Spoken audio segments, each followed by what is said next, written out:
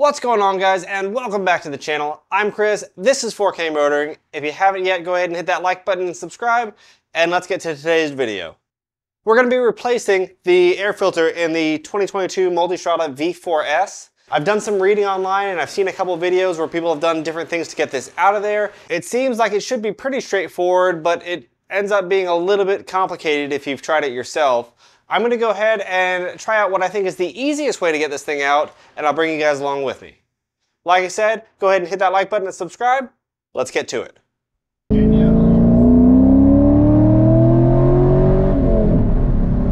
Well, I've had the bike behind me for about 2 years now, which I know is not really that long of a time, but in that time frame I've put a little over 21,000 miles on this bike. Last time I checked the air filter was a little bit before 15,000 miles, and it looked fairly clean. It wasn't brand new, but it didn't look like it was obstructed in any way. Since then, I've done a long road trip, and I've been out on the dirt quite a bit, so I think it's about time to be changing the air filter in this bike. What I got was this K&N air filter, and if you look at the part number, DU1118, presumably Ducati. Say what you will about the K&N air filters, so far I've run them in pretty much all of my vehicles. It's super convenient just to be able to clean them and keep reusing them and not have to buy new ones all the time. As far as what they do for filtration and power, I really don't think you're going to get any noticeable performance gains out of just changing an air filter. That's just my opinion. Nor do I think it's really going to make that much of a difference to protecting the engine with an oiled filter as opposed to the OEM paper filter. So the K&N really has been pretty good for me. I'll leave a link to that one down below if you guys are interested. Otherwise, you can go with the OEM. This process should be the same. Now, the reason I say this is both easy and complicated is because the air filter is sitting right in front of the bike. So from the gas tank, right down the front, we can see we have two bolts there. And those are on the right side. There are two opposite on the other side of the steering column. Same thing down here. So those are the four that is required to take off the intake funnel here in front of the air filter. The air filter sits, if you guys can kind of see right where that seam is, the air filter sits right behind there. So all we have to do is get enough space to get that air filter out. What I've tried before is removing these and trying to pry the air filter out. It was midwinter. It's a kind of hardened rubber. It is a little bit difficult to get this thing out of there, at least when it's hard. That's what she said! So I've got a technique we're going to try to be able to remove this kind of air scoop and get this thing out of here enough to be able to get that air filter replaced. What it's going to take is a 4mm hex to be able to get these four bolts out here for the actual air filter cover. That should be pretty easy. What I'm also going to try is taking one of the lower air dams out to give us kind of room to move this down. I think it's going to work better, and those are going to be 3mm hex. So just a 4mm hex, 3mm hex, that should be all you need, just basic hand tools to get this job done. The air dam I'm talking about is this one right here. It is right on the top of the forks, kind of right from the nose, right up underneath, right between the forks, and there looks like there's three different screws going in here, three different bolts, and I believe they are 3mm hex.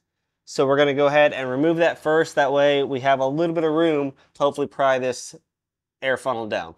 Okay, with that out of there, we see we have a little bit more room back here, and right up here is our kind of intake funnel. And right there is going to be our air filter. So I think we're going to be able to, with this space cleared out under here, maneuver that down and create enough space to change that air filter pretty easily. Okay, we have all four bolts out. They're all the same, so that makes that easy. There is a temperature sensor. It is plugged in right here, if you guys can see that. When you unplug it, there's a tab on both sides. You have to lift that tab just a little bit, spread them, and just pull it straight out. That is the incoming air temperature sensor. And with that, we are fully released and we can see how much play we have with this filter right now. You guys will see when you play with this how difficult it is to kind of get out of here. But what I want to do is get this funnel rubber out of there so I can tilt it down and get it down kind of this open space right below here.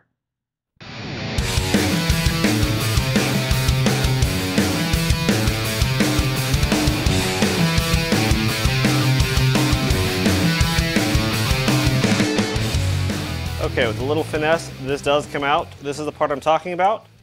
You can see how it extends kind of around the actual fork itself. And there is the inside. We can see the sensor. We don't want to break that sensor, but otherwise this is just kind of a hard rubber, and it's got kind of thicker edges and some different shapes that makes it difficult to flex. But as long as this is hot, it seems to flex well enough to be able to get this thing out. Let's go ahead and take a look at the actual air filter itself. See if we can get that out of there a little bit easier now. I don't imagine there's any reason we could not. All right, let's pull this out and see what we got. Here it is. The original factory air filter. Definitely a little dirty, but not clogged. So I imagine we're going to see some improvements with our new filter, but I don't imagine it's going to be night and day dramatic. Here is the filter. Overall, it appears to be the same size. Appears to have the right indentions in it. So I believe this is going to work. Let's go ahead and try and drop it in and make sure it fits. Make sure you make note of how the old one came out so you know how to put the new one in. And that slides right in. Looks great. Fits great. No problems at all. Beware, there's going to be some oil on that, so you might get some oil on your hands. You may want to wear gloves. We're going to go ahead and reapply the cover. Hopefully this thing goes back together as easy as it can apart. I gotta be honest guys, that was not easy. So we were able to get our intake piece here in the way it was supposed to. Like I said, it being warm and able to flex was hugely helpful. It is back in the right place. The filter fits fine and everything looks like it's going back together.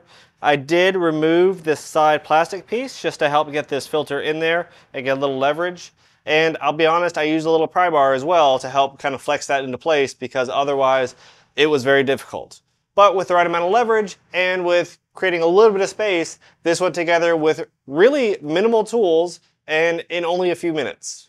Like I said, after 20,000 miles, it was definitely due. The old filter was definitely visibly dirty, not clogged, but definitely dirty. Hopefully this K&N flows a lot of air, works well with that full Akrapovic exhaust system that I have, and keeps that wonderful induction noise that I love so much about this Ducati. We're going to go ahead and get it bolted back up, get everything back together, and fire it up just to hear how it sounds.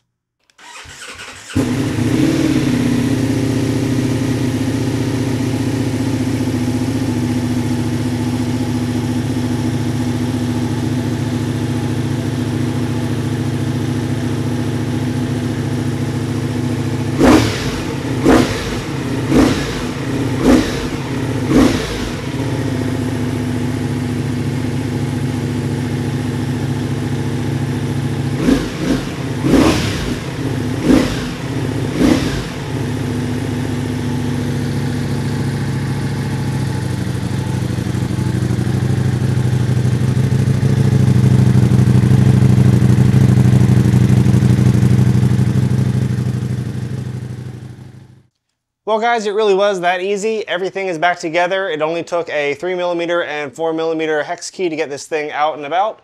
The bolts have all been put back in and torqued down. The incoming air temperature sensor has been plugged back in. Make sure you don't forget that. And I've test run it. Everything seems to be running just fine. Now, time will tell if this really makes any difference at all. It's perceivable. I know K&N's probably going to tell you that there's some sort of horsepower or overall power increase from this thing. Again, I know the engine is an air pump, so taking in air is important, but I don't think meaningfully you're going to get any noticeable power from a filter like this. My goal is just to keep something that I can just wash and reuse as many times as I need to, so I don't have to buy any more filters or wait for anything to ship. We're going to go ahead and do an oil change as well in this thing, as we're just over 21,000 miles now. If you guys haven't seen my video for that, I'll link one above where I do the oil change for the V4. It's the same pattern for all the V4 motors, be it the Panigale, the Street Fighter, or the Diavol. We've got a few more things on the agenda coming up soon as well. Our fork seals are just starting to leak. They're getting a little bit sludgy on the edge of the travel, so I know it's not long before those are due, and our chain is starting to show some signs of wear, so I believe this is the last rear tire it's going to have on it, and when it's time to change that again, we'll be changing out the chain and sprockets. So that said, about 25,000 miles is probably what you guys can expect on one of these V4 Multistradas before having to do any significant maintenance on it.